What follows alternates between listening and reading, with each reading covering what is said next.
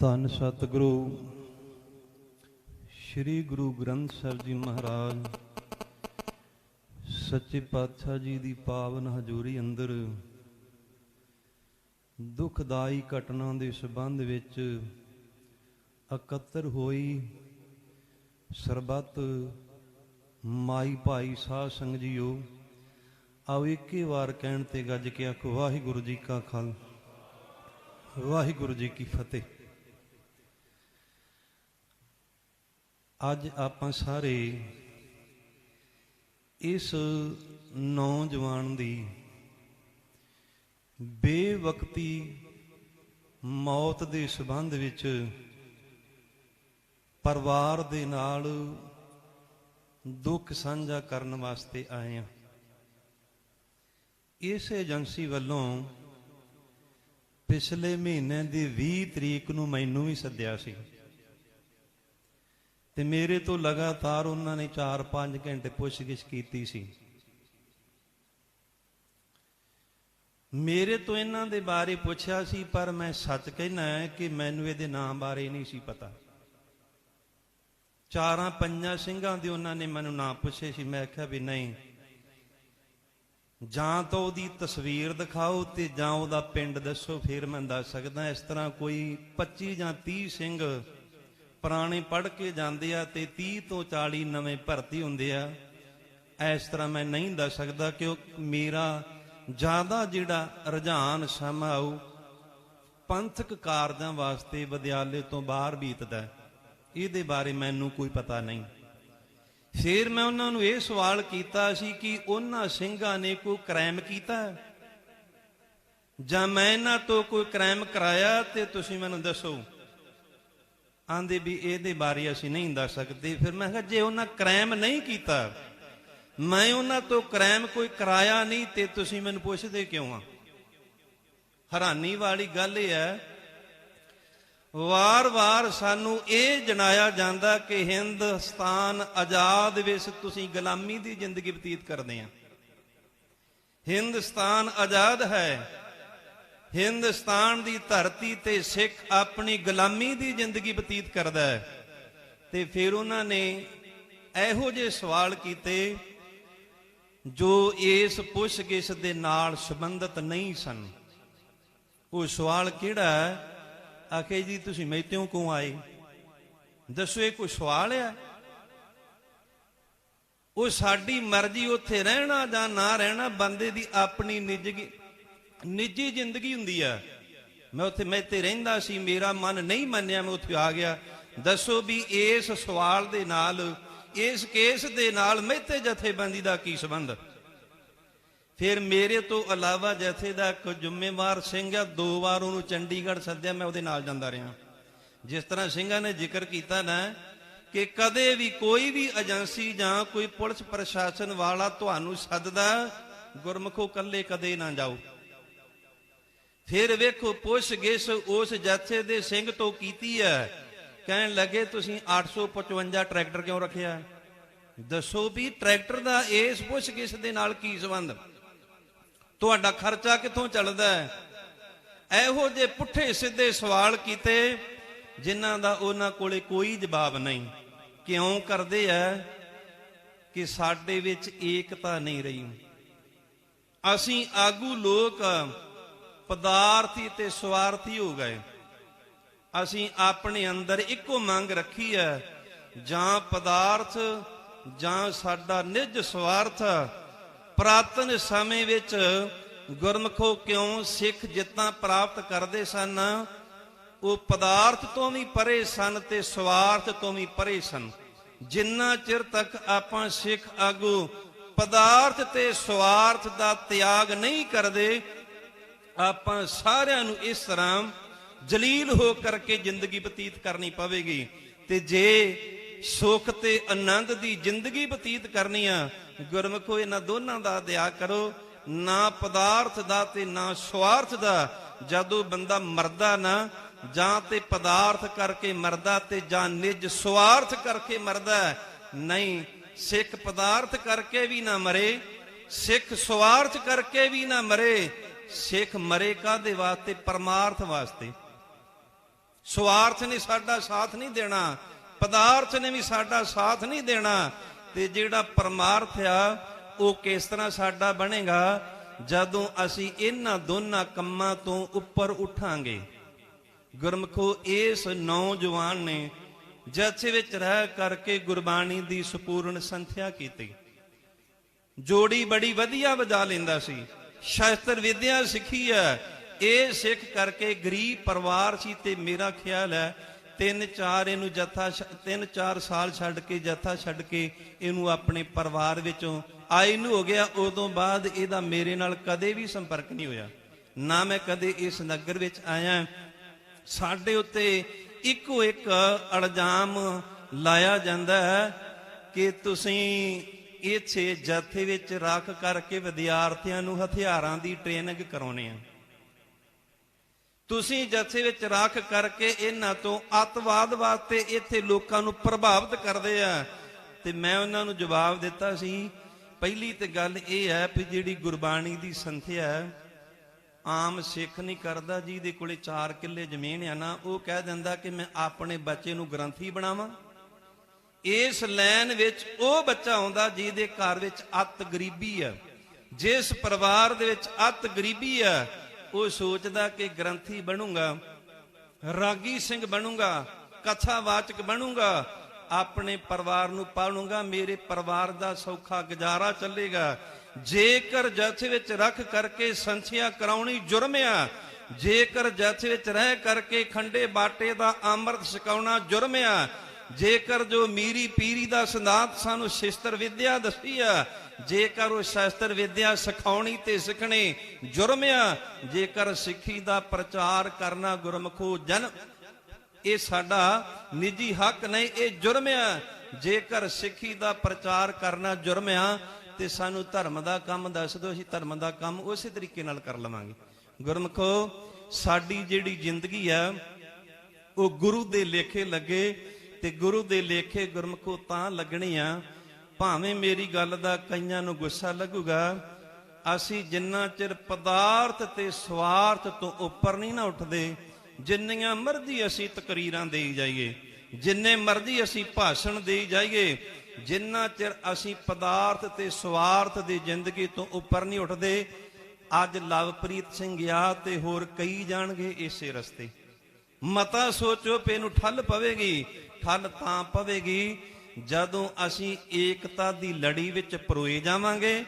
ਸਵਾਰਥ ਤੇ ਪਦਾਰਥ ਦੀ ਜ਼ਿੰਦਗੀ ਨੂੰ ਪਰੇ ਛੱਡ ਕਰਕੇ ਇੱਕ ਪਦਾਰਥ ਤੇ ਜੋ ਆਪਾਂ ਸਾਰਿਆਂ ਨੇ ਖੰਡੇ ਬਾਟੇ ਦਾ ਅੰਮ੍ਰਿਤ ਛਕ ਕਰਕੇ ਪਰਣ ਕੀਤਾ ਨਾ, ਉਹ ਮੈਂ ਵੀ ਕੀਤਾ, ਤੁਸੀਂ ਸਾਰਿਆਂ ਨੇ ਕੀਤਾ। ਉਹ ਕਿਹੜਾ?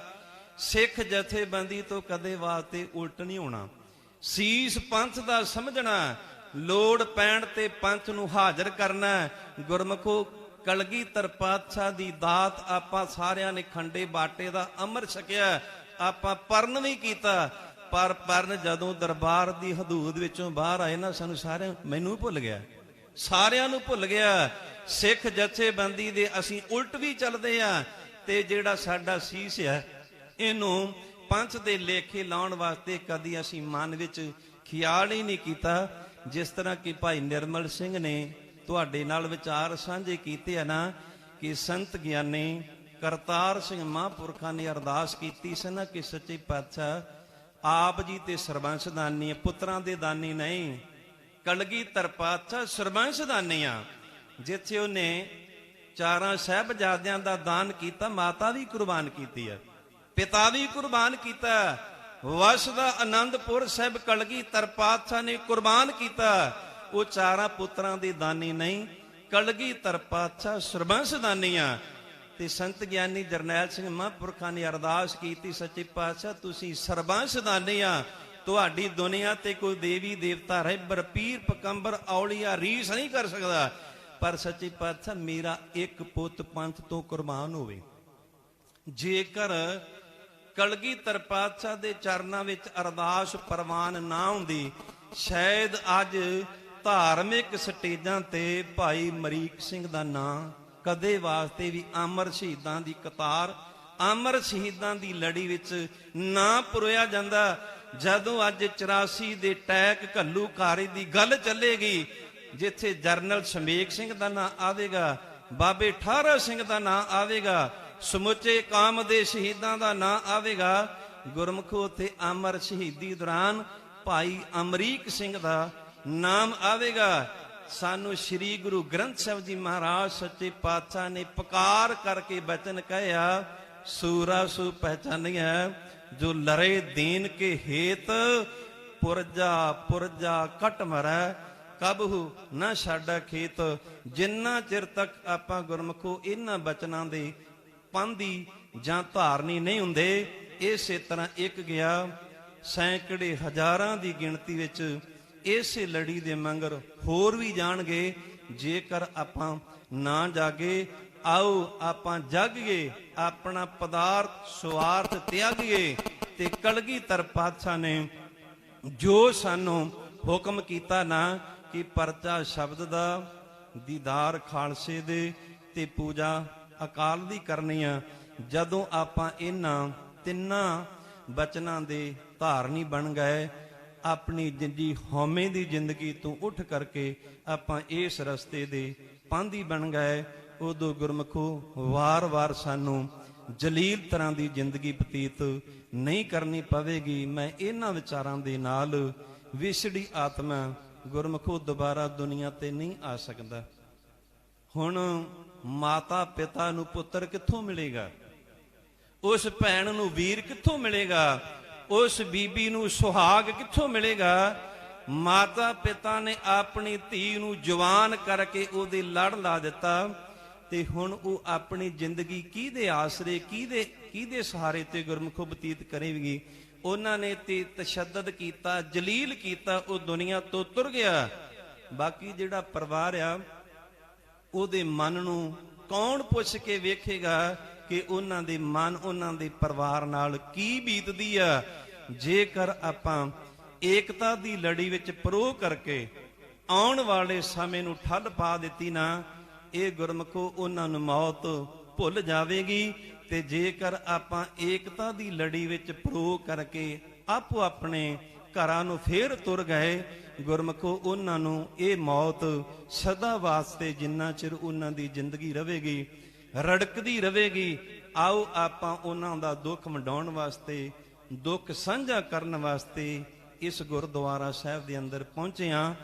ਆਓ ਆਪਾਂ ਏਕਤਾ ਦੀ ਲੜੀ ਵਿੱਚ ਪਰੋਹ ਕਰਕੇ ਆਪੋ ਆਪਣੇ ਫਰਜ਼ਾਂ ਦੀ ਸੰਭਾਲ ਕਰਦੇ ਹੋਏ ਆਉਣ ਵਾਲੇ ਸਮੇਂ ਵਿੱਚ ਜਿਨ੍ਹਾਂ ਅਫਸਰਾਂ ਨੇ ਉਹਨੂੰ ਇਹ ਕਰਮ ਕਰਨ ਵਾਸਤੇ ਮਜਬੂਰ ਕੀਤਾ, ਉਹਨਾਂ ਨੂੰ ਕਾਨੂੰਨ ਦੇ ਕਟਹਿਰੇ ਵਿੱਚ ਖੜੇ ਕਰਕੇ ਸਲਾਖਾਂ ਦੇ ਪਿੱਛੇ ਬੰਦ ਕਰਾਈਏ, ਤਾਂ ਕਿ ਆਉਣ ਵਾਲੇ ਸਮੇਂ ਵਿੱਚ ਇਹੋ ਜਿਹਾ ਕੋ ਕਰਮ ਕਰਨ ਦਾ ਕੋਈ ਹੀਆ ਨਾ ਕਰੇ। ਮੈਂ ਇਹਨਾਂ ਵਿਚਾਰਾਂ ਦੇ ਨਾਲ ਵਿਛੜੀ ਆਤਮਾ ਨੂੰ ਆਪਣੇ ਵੱਲੋਂ ਸ਼ਰਧਾ ਦੇ ਫੁੱਲ ਭੇਟ ਕਰਦਾ ਤੇ ਨਾਲ ਹੀ ਸ੍ਰੀ ਗੁਰੂ ਗ੍ਰੰਥ ਸਾਹਿਬ ਜੀ ਮਹਾਰਾਜ ਸੱਚੇ ਪਾਤਸ਼ਾਹ ਦੇ ਚਰਨਾਂ ਵਿੱਚ ਅਰਦਾਸ ਬੇਨਤੀ ਕਰਦਾ ਕਿ ਸੱਚੇ ਪਾਤਸ਼ਾਹ, ਪਰਿਵਾਰ ਦਾ ਘਾਟਾ ਤਾਂ ਪੂਰਾ ਹੋਣਾ ਨਹੀਂ, ਆਪ ਜੀ ਨੇ ਕਿਰਪਾ ਦ੍ਰਿਸ਼ਟੀ ਕਰਨੀ, ਭਾਣਾ ਮੰਨਣ ਦਾ ਬਾਲ ਉਦਮ ਉਤਸ਼ਾਹ ਬਖਸ਼ਿਸ਼ ਕਰਨਾ ਕਿ ਆਉਣ ਵਾਲੇ ਸਮੇਂ ਵਿੱਚ ਉਹ ਆਪ ਜੀ ਦੇ ਸਿੱਖੀ ਦੀ ਧਾਰਨੀ ਰਹਿਣ, ਸਿੱਖੀ ਦੀ ਜ਼ਿੰਦਗੀ ਕਮਾਈ ਕਰਕੇ ਆਪਣਾ ਲੋਕ ਤੇ ਪਰਲੋਕ ਵਸੀਲਾ ਕਰਨ। ਬਾਕੀ ਜੋ ਜਥੇਬੰਦੀਆਂ ਨੇ ਪ੍ਰੋਗਰਾਮ ਬਣਾਇਆ, ਆਪਾਂ ਇਹਨਾਂ ਦੇ ਨਾਲ ਸਹਿਯੋਗੀ ਨਹੀਂ, ਆਪਾਂ ਇਹਨਾਂ ਦੇ ਨਾਲ 2 ਕਦਮ ਅੱਗੇ ਚੱਲ ਕੇ ਤੁਰਾਂਗੇ। ਤੁਰਦੇ ਸੀ, ਤੁਰਦੇ ਹਾਂ, ਤੇ ਜਿੰਨਾ ਚਿਰ ਪਰਮੇਸ਼ਰ ਨੇ ਸਵਾਸ ਬਖਸ਼ਿਆ ਪੰਥ ਵਾਸਤੇ 4 ਕਦਮ ਅੱਗੇ ਤੁਰਨ ਦਾ ਯਤਨ ਕਰਾਂਗੇ। ਆਓ ਆਪਾਂ ਵੀ ਇਹ ਪਰਨ ਕਰੀਏ ਕਿ ਸੱਚੇ ਪਾਤਸ਼ਾਹ, ਮੋਹ ਸਰੀਰ ਦਾ ਨਾ ਆਵੇ, ਮੋਹ ਸੰਸਾਰ ਦਾ ਨਾ ਆਵੇ, ਮੋਹ ਪਰਿਵਾਰ ਦਾ ਨਾ ਆਵੇ। ਗੁਰਮੁਖੋ 3 ਤਰ੍ਹਾਂ ਦਾ ਮੋਹ ਆ, ਸਰੀਰ ਦਾ, ਸੰਸਾਰ ਦਾ, ਕਿ ਮੈਂ ਲੰਮਾ ਸਮਾਂ ਸਰੀਰ ਵਿੱਚ ਲਵਾਂ, ਲੰਮਾ ਸਮਾਂ ਸੰਸਾਰ ਵਿੱਚ ਰਵਾਂ, ਲੰਮਾ ਸਮਾਂ ਮੈਂ ਪਰਿਵਾਰ ਵਿੱਚ ਰਵਾਂ। ਇਹ ਗੁਰਮੁਖੋ 3 ਤਰ੍ਹਾਂ ਦਾ ਮੋਹ ਆ। ਸੱਚੇ ਪਾਤਸ਼ਾਹ ਸਾਡੇ ਸਾਰਿਆਂ ਤੇ ਕਿਰਪਾ ਕਰਕੇ ਮੋਹ ਤੋਂ ਤਿਆਗ, ਸ੍ਰੀ ਗੁਰੂ ਗ੍ਰੰਥ ਸਾਹਿਬ ਜੀ ਮਹਾਰਾਜ ਸੱਚੇ ਪਾਤਸ਼ਾਹ ਦੇ ਚਰਨਾਂ ਦਾ ਪਿਆਰ ਤੇ ਜ਼ਿੰਦਗੀ ਦਾ ਬਰਾਗ ਦੇ ਕਰਕੇ ਪੰਥ ਦੀ, ਕੌਮ ਦੀ, ਗੁਰੂ ਦੀ ਸੇਵਾ ਦਾ ਸਾਨੂੰ ਸਾਰਿਆਂ ਨੂੰ ਸੁਭਾਗ ਬਖਸ਼ਣ। बोलदियां पासों हुई भुल चुक दी खेमा अगे वास्ते समत बख्शनी। मैं अपने वल्लों जिन्नियां भी राजनीतिक जथेबंदियां, धार्मिक जथेबंदियां, समाजिक जथेबंदियां, नगर निवासी संगतां, इलाका निवासी संगतां, दूर दराडे तो जिन्नियां भी संगतां चल करके आईयां, मैं अपने वल्लों सारियां दा तहे दिलों धन्नवाद करदा।